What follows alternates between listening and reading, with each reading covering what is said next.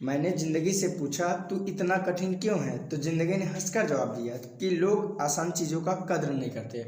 Hello दोस्तों, तो आपका स्वागत है हमारे A2S लेक्चरर में। तो आपके बीच में एक ऐसा टॉपिक लाया है कि भारत में बागवानी का इतिहास। अगर आप लोग BA सेकेंड ईयर या BSc सेकेंड ईयर या BCom सेकेंड ईयर के या थर्ड सेमेस्टर के स्टूडेंट हैं तो इलाहाबाद यूनिवर्सिटी के तहत न्यू एजुकेशन पॉलिसी 2020 के तहत BA सेकेंड ईयर या थर्ड सेमेस्टर स्टूडेंट के लिए गार्डनिंग चैप्टर नया जोड़ा गया। तो आपके बीच में आया है भारत में बागवानी का इतिहास। तो हम अपने वीडियो को आगे बढ़ाते हुए आपको उस टॉपिक पर ले चलते हैं। तो हम समझते हैं भारत में बागवानी का इतिहास। भारत में व्यवस्थित बागवानी का इतिहास हड़प्पा की सिंधु सभ्यता से जितना पुराना है, जो 2500 पूर्व ईसा पूर्व से 1750 ईसा पूर्व के बीच अस्तित्व थी।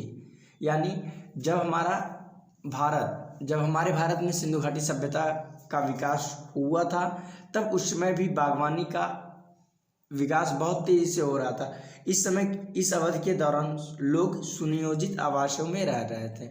यानी उस समय व्यक्ति अपने द्वारा निर्मित आवासों में रह रहे थे। हड़प्पा बर्तनों को आमतौर पर पेड़ों की डिजाइन से सजाया जाता था। उस समय बर्तनों को अधिकतर पेड़ों के डिजाइनों से सजाया जाता था। हर गांव में पूजा के साथ साथ छाया के लिए फाइकस रिलीजियोसा, जिसे पीपल कहते थे, जिसे पीपल इस समय कह रहे हैं, और बेंगालेंसिस और बरगद इस समय कह रहे हैं, सहित पेड़ लगाए गए थे। उस समय बागवानी की व्यवस्था भी बहुत अच्छी तरीकों से की गई थी। तो सिंधु घाटी सभ्यता में मुख्यतः दो विशेष पेड़ों की चर्चा की गई थी। जैसे पहला था पीपल और दूसरा बरगद। पीपल को रिलीजियोसा और बरगद को बेंगालेंसिस कहते थे। तो सिंधु घाटी सभ्यता के बाद हमारे भारत देश में आर्य आए थे। आर्य 1600 ईसा पूर्व में भारत आए थे। वे साहित्यकार थे। आर्य जो थे वो साहित्यकार थे और अपने साथ 4 वेद लाए थे।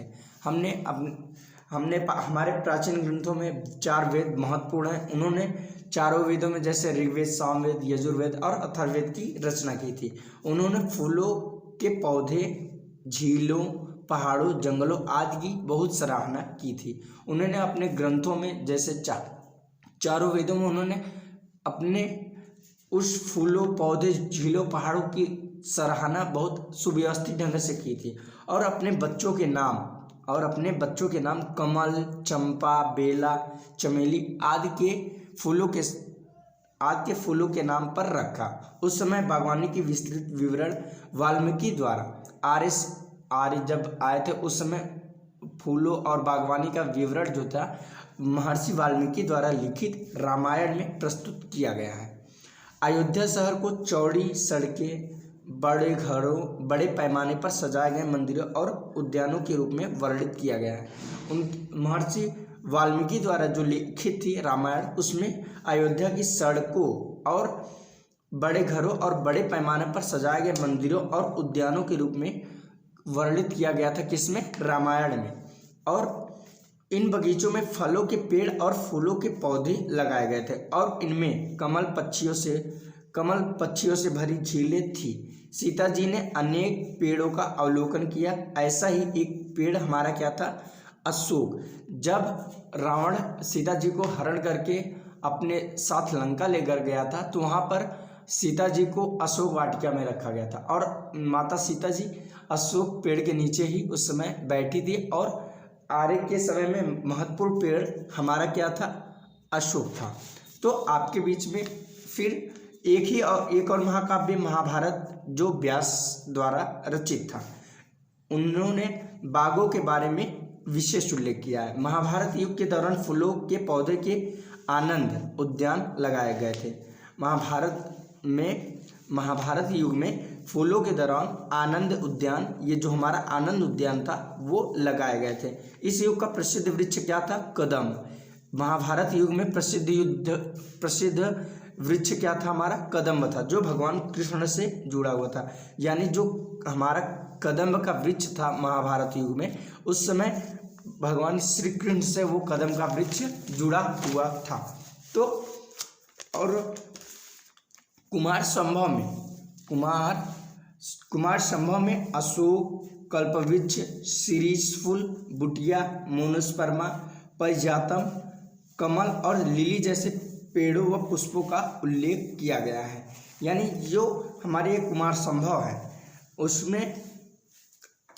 उसमें अशोक के वृक्ष, कल्पवृक्ष, शिरीषफूल, बुटिया, मोनोस्पर्मा, पारिजातम तथा कमल और लिली जैसे पौधों का उल्लेख किया गया है। उसके बाद आर्यों के बाद बुद्ध का समय आता है। बुद्ध के समय देखो, जैसे हम यहाँ पर जानते हैं बुद्ध का जन्म 563 ईसा पूर्व माना जाता है। यानी बुद्ध का जो जन्म था 563 ईसा पूर्व माना जाता है। इनका जन्म अशोक वृक्ष के नीचे हुआ था। कुछ विद्वान इनका जन्म कहाँ मानते हैं? अशोक वृक्ष के नीचे। बुद्ध ने पीपल के नीचे अपना ज्ञान प्राप्त किया, छायादार बरगद और आम के नीचे अपनी नई शिक्षाओं का प्रसार किया था। यानी जो बुद्ध थे अशोक वृक्ष के नीचे इनका जन्म हुआ था। बुद्ध पीपल के नीचे, सोचिए, पीपल के नीचे उन्होंने अपना ज्ञान प्राप्त किया और छायादार बरगद और आम के नीचे उन्होंने अपनी नई शिक्षाओं का प्रसार किया। तो बुद्ध के समय में ही महान सम्राट अशोक अपनी राजनीतियों में से एक के रूप में माने जाते हैं। राजनीतियों के विषय में एक विशेष रूप से माने जाते कौन? महान सम्राट अशोक। अशोक के समय में वृक्षारोपण को अपनाया गया था। अशोक ने सड़कों के किनारे पौधारोपण को प्रोत्साहित किया था। अशोक के समय में वृक्षारोपण को अपनाया गया था और महान सम्राट अशोक ने सड़कों के किनारे वृक्षारोपण या पौधारोपण को प्रोत्साहित किया। उनके बेटे राजकुमार महेंद्र, महान सम्राट अशोक का पुत्र एक था राजकुमार, उनका राजकुमार महेंद्र ने भारत से बोधि वृक्ष का पौधा लिया और महेंद्र ने भारत से बोधि वृक्ष का पौधा लिया और इसे श्रीलंका के अनुराधापुर में, जो कि 250 ईसा पूर्व में लगाया था। इसके बाद देखो, बुद्ध समय के बाद हमारे भारत में मुगल शासन आए थे। मुगल बादशाहों में बाबर का सौंदर्य बहुत बोधपूर्ण और ऊंचा था और उसे बगीचों का बहुत शौक था। किसको बहुत शौक था? बाबर को बगीचों का बहुत शौक था। उसने पानीपत और आगरा में बाग लगवाए थे। जो मुगल बादशाहों में बाबर था उसने पानीपत और आगरा में बाग लगवाए। आगरा में आराम बाग अभी भी पुरातत्व विभाग द्वारा अच्छी तरीके से बनाया जा रखा है। यानी आगरा में जो बाबर ने आराम बाग, ये जो आगरा में आराम बाग उन्होंने बाबर ने बनवाया था, पुरातत्व विभाग अभी भी अच्छी तरीके से उसे बनाए रखा है। मुगल उद्यान बागवानी की औपचारिक शैली का पाया है। यहाँ पर हमारा मोस्ट पॉइंट ये बनता है कि मुगल उद्यान बागवानी की औपचारिक शैली, कौन सी शैली? औपचारिक शैली का पर्याय है। वर्गाकार या आयताकार फूलों की क्यारियाँ मुगल उद्यानों की विशेषताएं हैं। जो वर्गाकार आयताकार मुगलों की क्यारियाँ थी वो मुगल उद्यानों की विशेषताएं हैं। एक अन्य महत्वपूर्ण योगदान सरू, गुलाब, carnation, narcissus, daffodils, lily, tulip आदि जैसी विदेशी पौधों की शुरुआत हमारे यहाँ हुई थी। मुगल शासन में मुख्य रूप से ट्यूलिप जिसको आज अधिकतर सब तुलसी के नाम से भी जानते हैं, और लिली पौधों का हमारे भारत में शुभारंभ हुआ था। तो इसके बाद देखते हैं हमारा जो था मुगल शासकों द्वारा प्रसिद्ध उद्यान। जो मुगल थे उनके द्वारा जो प्रसिद्ध उद्यान था वो निम्न जगह भारत में स्थापित किए थे। जैसे अकबर ने फतेहपुर उद्यान का निर्माण कराया था। जैसे फतेहपुर उद्यान हमारे ये कहाँ पड़ता है? आगरा में।